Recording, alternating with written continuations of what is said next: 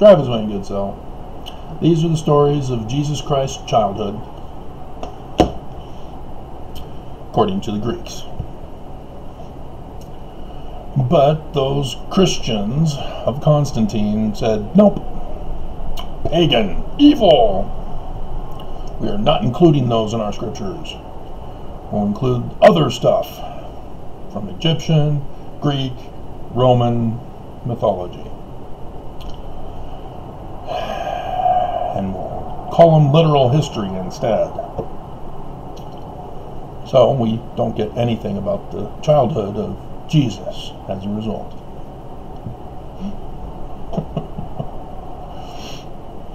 That's how it was done. So, interestingly enough, I can go back, and you can do for yourself. You can find where the church got triggered.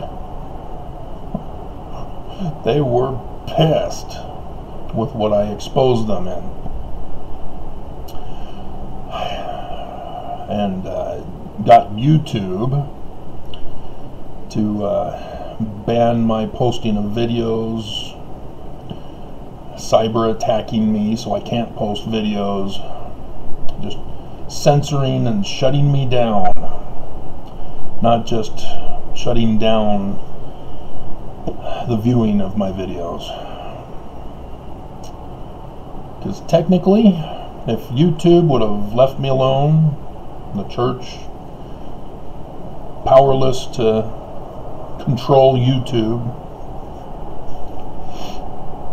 I would be, I guess, what they call a social media influencer.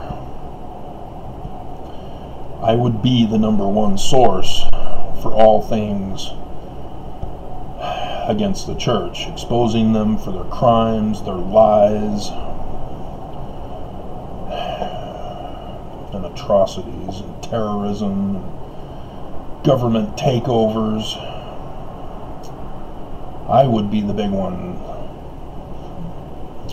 Not Zelf on the Shelf, not Exmolex, not Thinker of Thoughts, not John Dehlin. Me. But, yeah, all those other guys, they don't trigger the church like I do.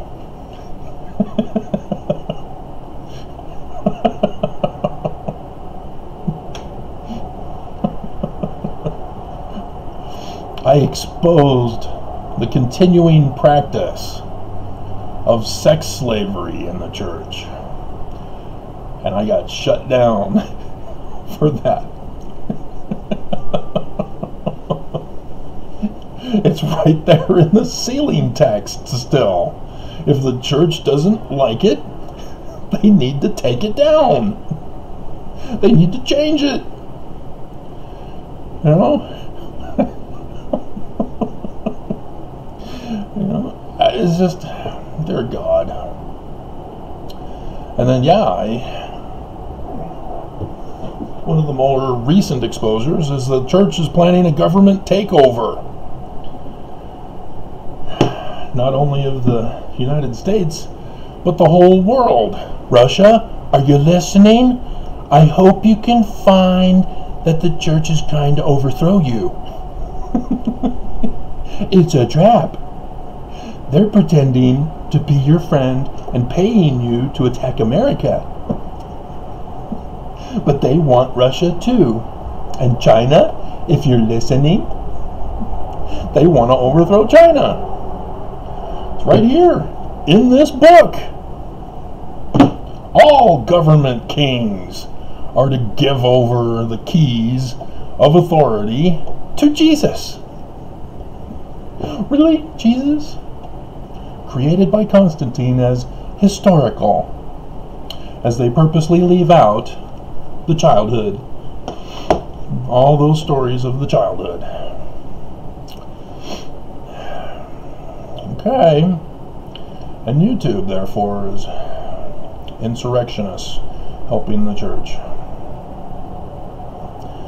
And so, yes, this was the terrorist shutdown of my posting of videos with this one. And then, of course, there's the infamous one where the church got real pissed.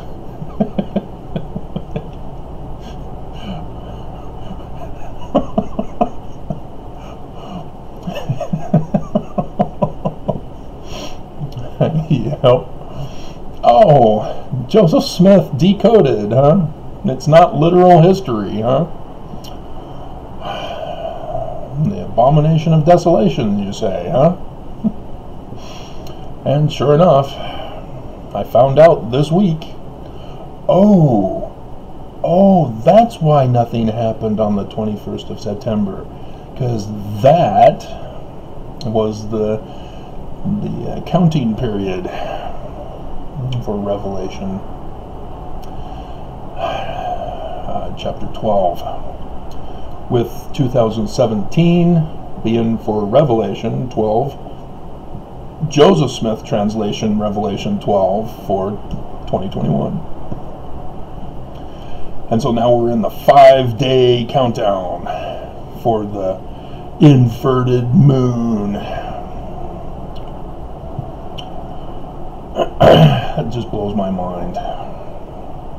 But yeah, we've got ourselves a new theory and we're testing it now. So today's day 3, tomorrow's day 2, and then day 1. And on day 5 is when I figure it out, of all days. That's just weird. How'd that happen? But yeah, you're not getting this from the prophet, seers, revelators, translators. You'd think Mormons would get a clue. They're supposed to be led by a prophet, seer, revelator, translator. You know, it's not a faith football that they hold. That was just awesome. Thank you, Random Muse. He sent me that picture. I just busted up laughing. And of course it came from the video that I did, which is why BYU versus U of U in the title with the picture. There's so many ways to go with that. The LDS Church Faith Football Participation Trophy Award. Thanks for your money. And Mormons, oh dear God.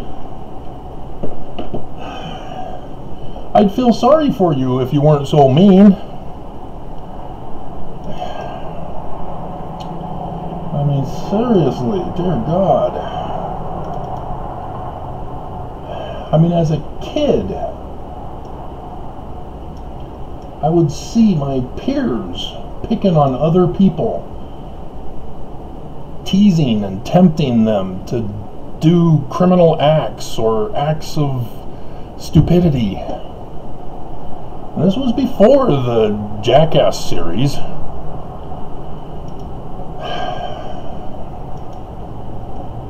And Mormons are all doing it. They're all the jackasses who are suckered into doing the stupid, dumb things of criminal behavior.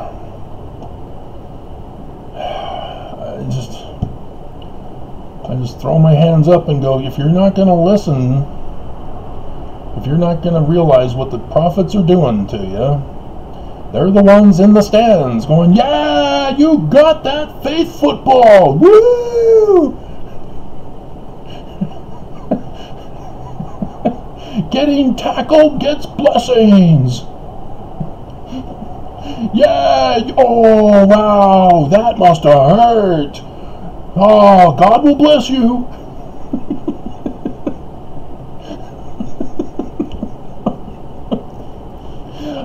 Dear God, Mormons. God. Instead, you get angry. You're angry right now. You're pissed. No, the prophets, no. Yes, The prophets aren't getting hurt. The prophets aren't suffering. The prophets aren't doing a goddamn thing. They are telling you to do it all. They're the prophets. They serve you. And instead you're serving them.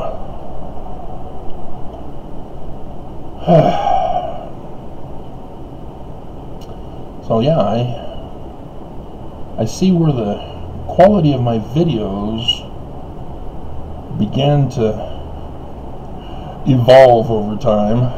6 years ago, my goodness. My first video was Restoring the Torah, Part 1.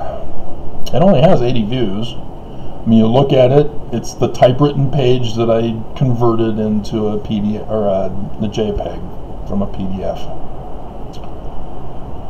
And probably didn't even do that. I probably didn't have that app at that time. So it was just a scan from my printer to the computer as a JPEG.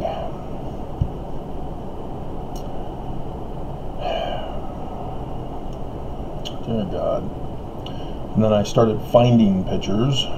Prophecy of Osiris, 107. And so yeah, that nobody knows any of this stuff. All this is my research. Philosophy of Mormonism, the Spirit, 40. This was after I gave my lesson, and I think it is the lesson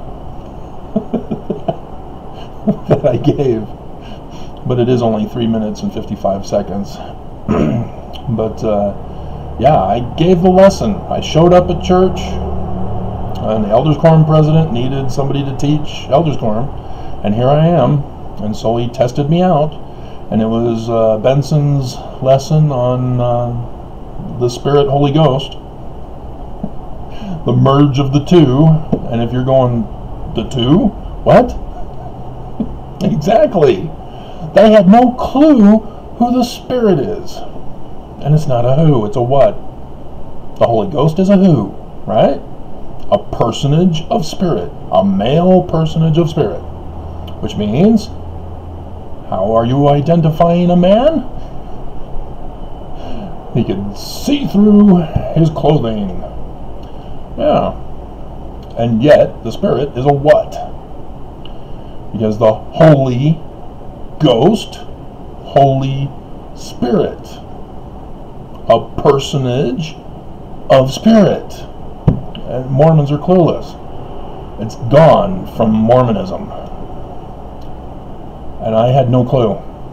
I didn't know Mormonism had de-evolved. I guess it's just devolved so much that you guys have strayed so far from the scriptures that you just don't even know Mormonism. And so the one, Restoring the Torah, the Paleo-Hebrew alphabet, a new theory, that was a rewrite of the book I did, which should be somewhere here.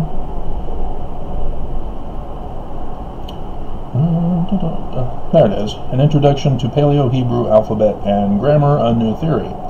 That one has 548 views. You can only get it on Kindle. I stopped with the company that charged me thousands of dollars because Amazon lets me publish for free. And so there was the rewritten version of that, the edited, updated version. That's 1.5K views. My goodness. Again, it's still the old paper scan.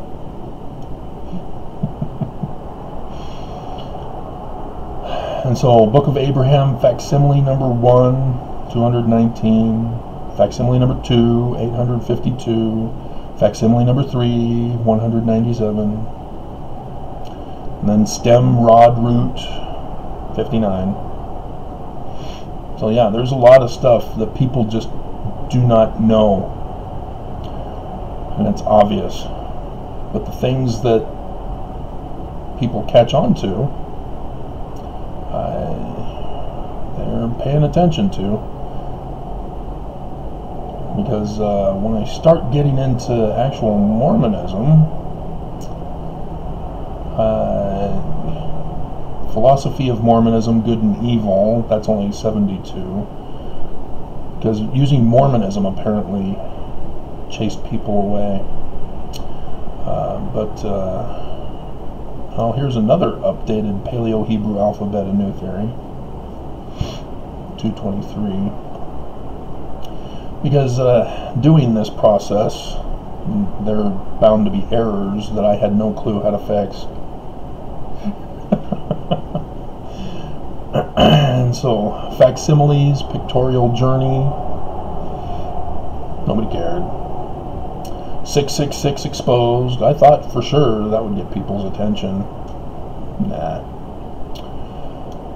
Building a City, Part 1. I was told, why don't you do these kinds of videos? I like these kinds of videos. I don't like the other kind. Oh my God. And lest we forget, YouTube tried to ban that video, but they relented with my appeal. I mean, dear God. Oh, you're showing the pictures. You can't do that. What? What are you talking about? Here's the book. I had an actual editor. Sister Jones in the neighborhood here.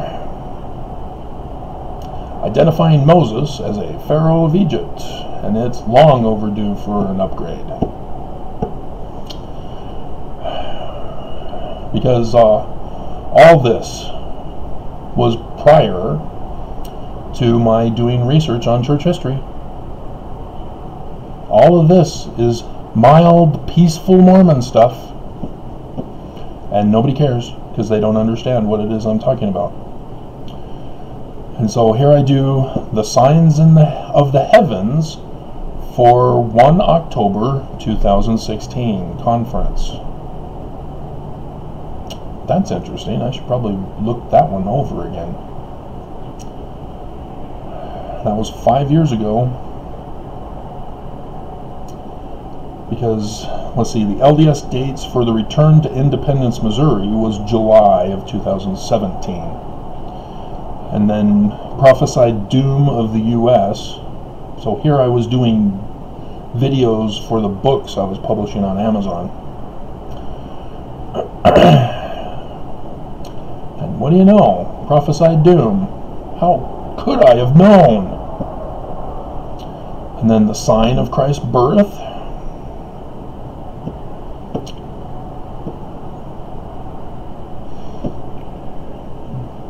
Well, learning is a journey, but,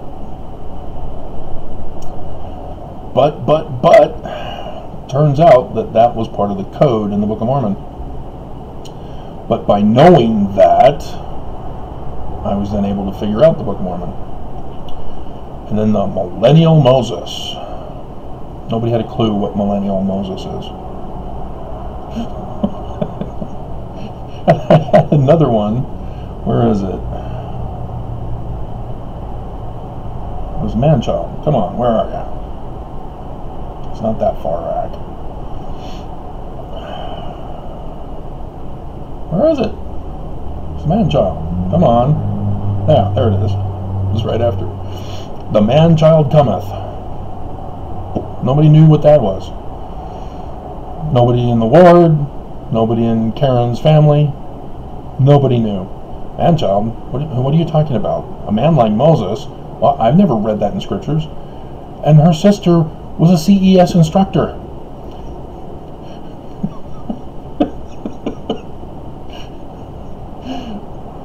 You know? And of course, as a CES instructor, she thought she knew more than me.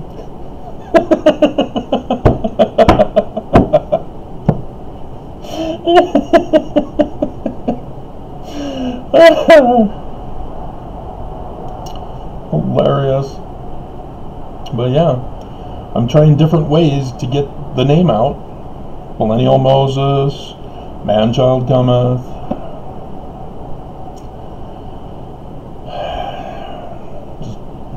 It's a foreign concept nobody understands because they don't read their scriptures. They don't even study them.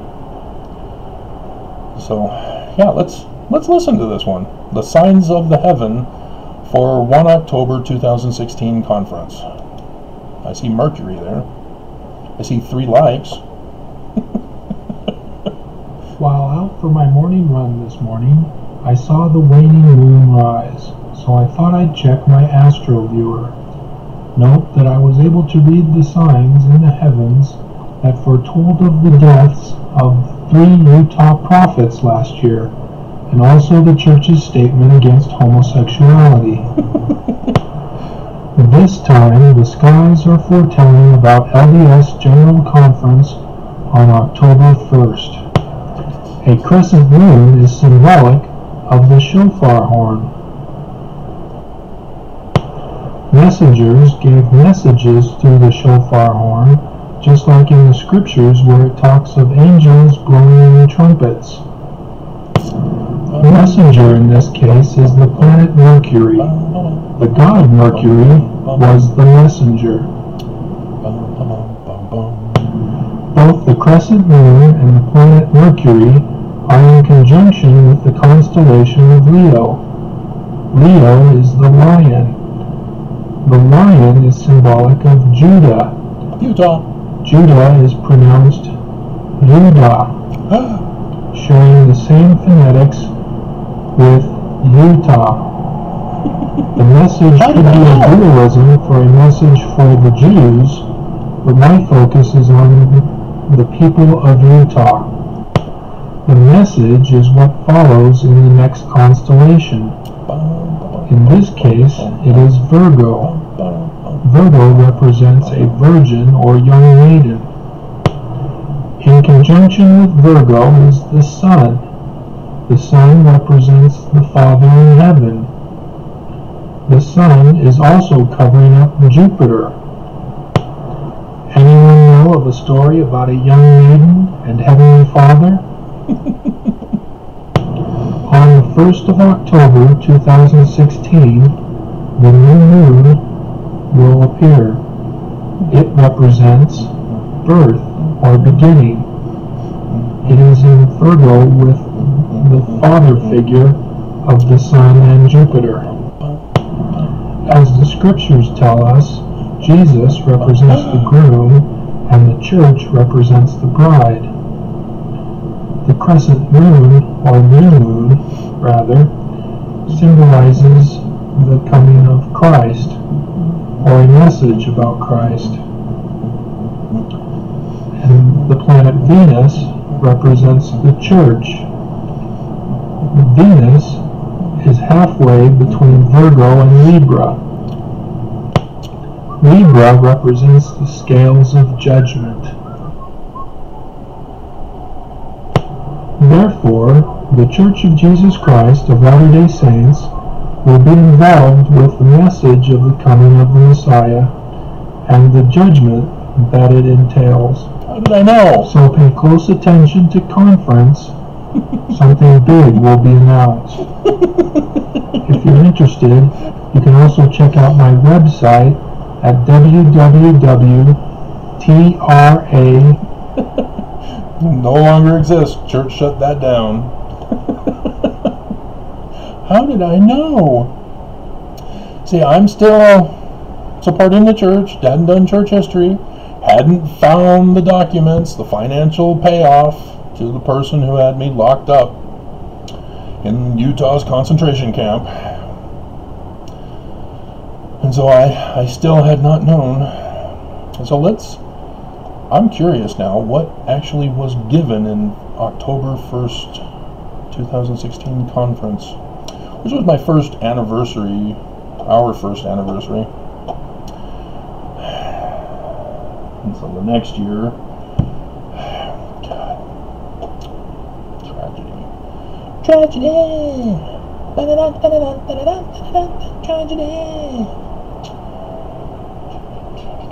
General Conference. And 2010, 2019.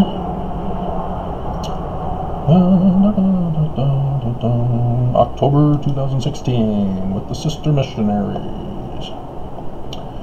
Okay, so this was General Woman Session. Was the first time it was included as part of conference. And then, no, that was 17. Yeah. So it's still not part of conference, but they've included it with conference here. Sunday morning.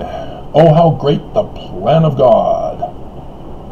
Which plan of that is that?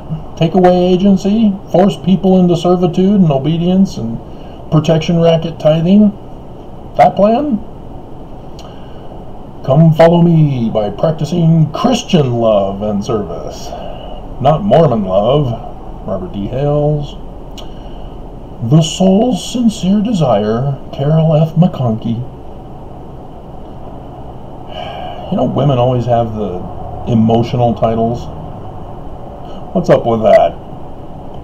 A choice seer will I raise up. There it is. Craig C. Christensen. He is an angry man. My goodness. Angry. In 2014, after being freed from captivity, I was there at the downtown Smiths, the Super Smiths, and that's where I saw Nelson face to face for the first time, and he got upset with me that day too. Or that day.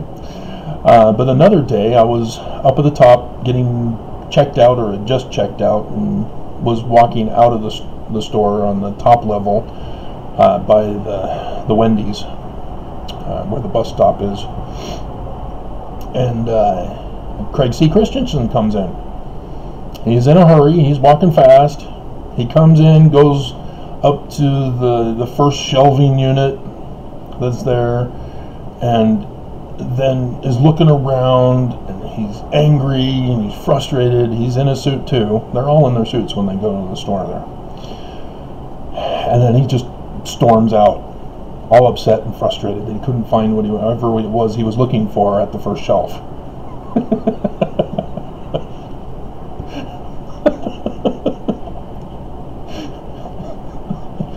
My goodness. People expect other people to do service to them.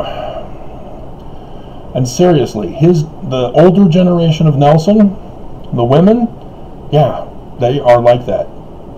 Men, other people are to attend to their every need. Dear God.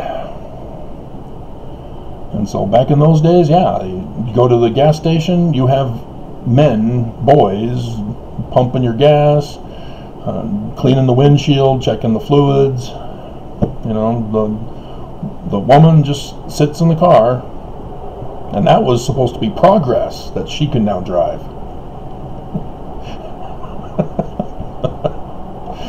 But my God, the Lord Jesus Christ teaches us to pray. Does he? Am I good enough? Will I make it? No, you're Mormon. You're not good enough. You're going to die. But you can pray. You can hang on tight to that faith football.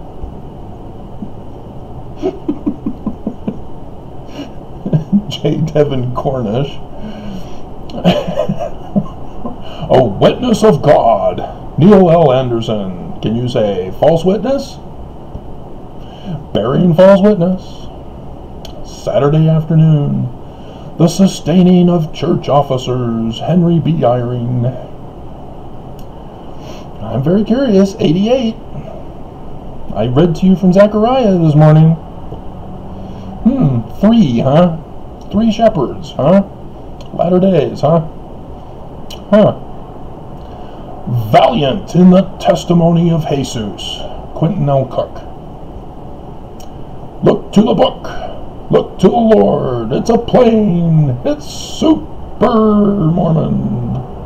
Gary E. Stevenson. Nobody cared about that series I tried to do. Abide in my love.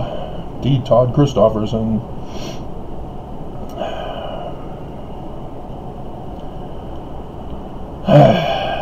W. Mark Bassett for our spiritual development and learning. Kazuhiko Yamashita. Be ambitious for Christ. Dallin H. Oaks. Conform or comply or get out. Sharing the restored gospel. You need to pay very close attention, because if by chance that God doesn't exist and he's therefore not angry, as all signs indicate, he is angry. I did Martin Harris video the other day. And in Martin Harris, we learned that Dallin H. Oaks is the nephew to the sister of Martin Harris. You know, the great-grand-nephew, second great-grand-nephew. And we learned that Martin Harris has absolutely no problem with incestuous jailbait. His first cousin, 16 years old, and 21 years old as an adult back then, so 5 years jailbait.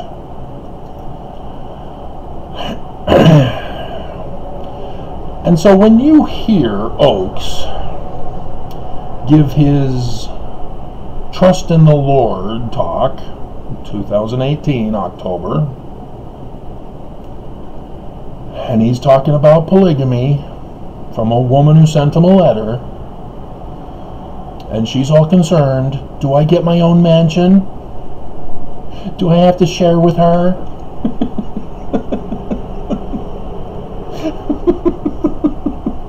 And he just says, trust in the Lord. Hold strong to that faith football.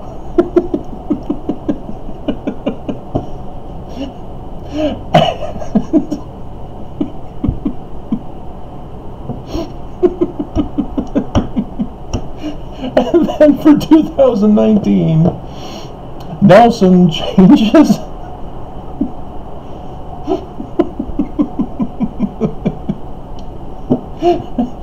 Nelson changes the temple text, the law of chastity, as you guys are all being distracted. Shiny keys. Faith football. Faith football.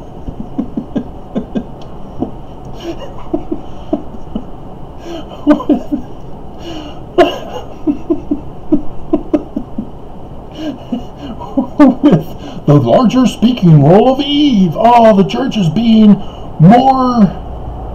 less sexist to women. You guys aren't even reading your scriptures. It's all right there in the selections from the book of Moses. It's not a larger speaking role. Oh my God. How are you this blind? How are you this foolish? Oh, I've got a faith football. Yay, I participated in the church. Oh my God. But the law of chastity was changed right from under your noses.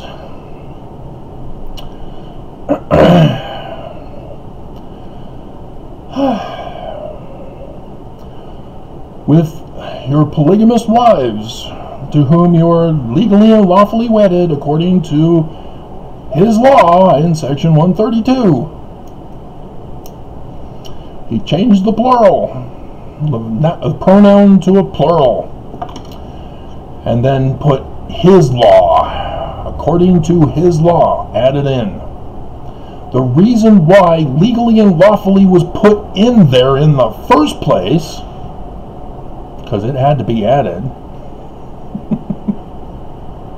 was because of polygamy.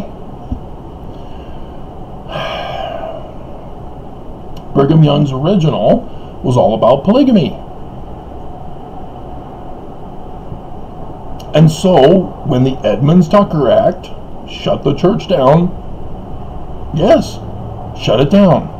It ceased to exist. It was then called the late Church of Jesus Christ of Latter-day Saints. It ceased to exist.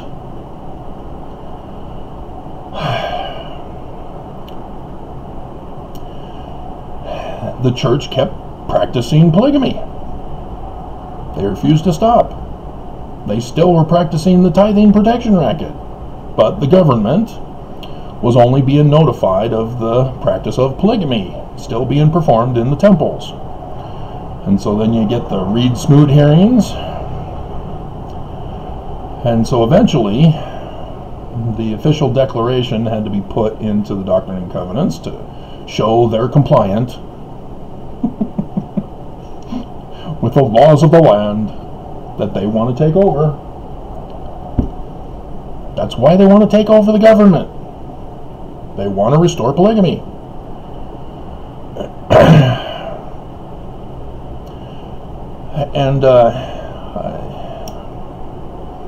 And so part of that change to show that, you know, we're not doing it in the temples either, is that they now put in legally and lawfully.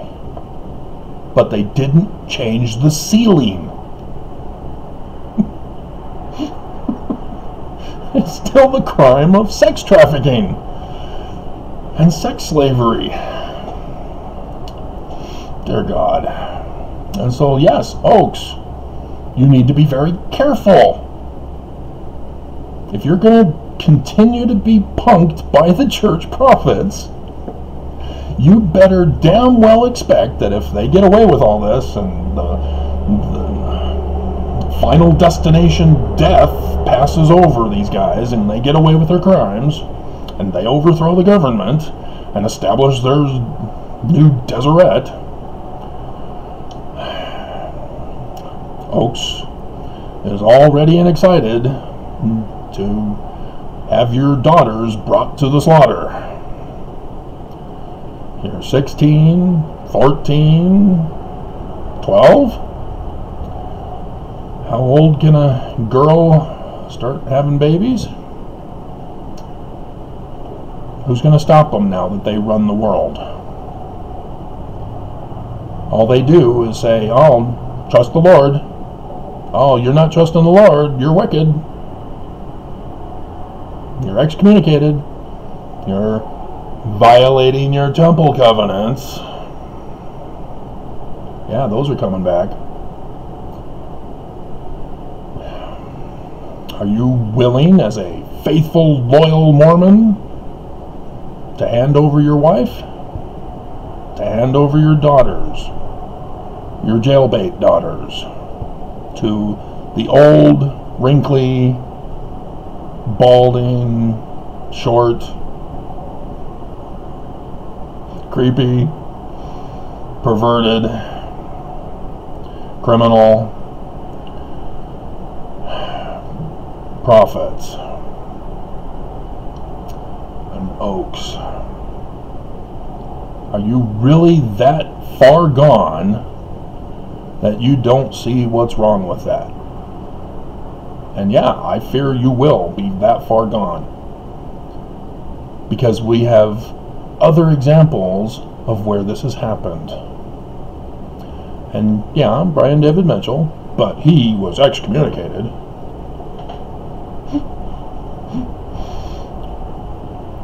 But the FLDS Church with Warren Jeffs.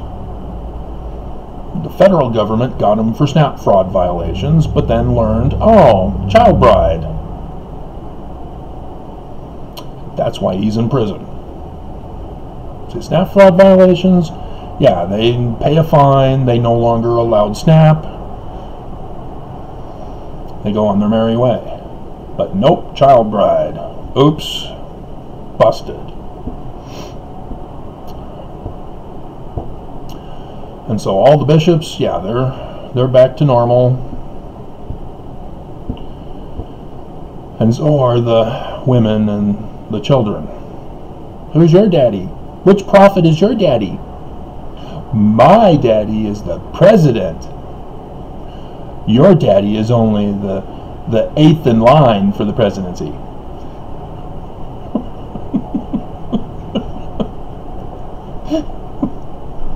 That's how it was run. The leadership got the girls. And as all the women were already assigned out, all the new girls go to the old creepy men. Well, what about the boys? Shouldn't they get a wife?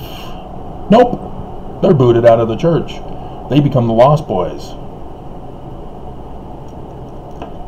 If you remember that. And so, yeah, you think the church is going to no longer practice polygamy in the millennium, when they still have it in the temple and in scriptures, and Nelson revised the law of chastity for it, and Oakes is telling jokes about it, and he's got an ancestral connection to it. You don't think they're going to do that, huh? You're trusting in the Lord with your faith football.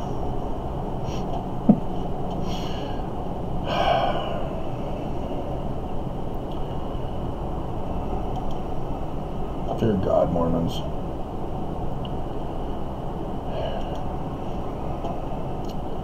How could you have fallen so far that you cannot see the blatantly obvious, let alone the subtle, covert corruption that is within?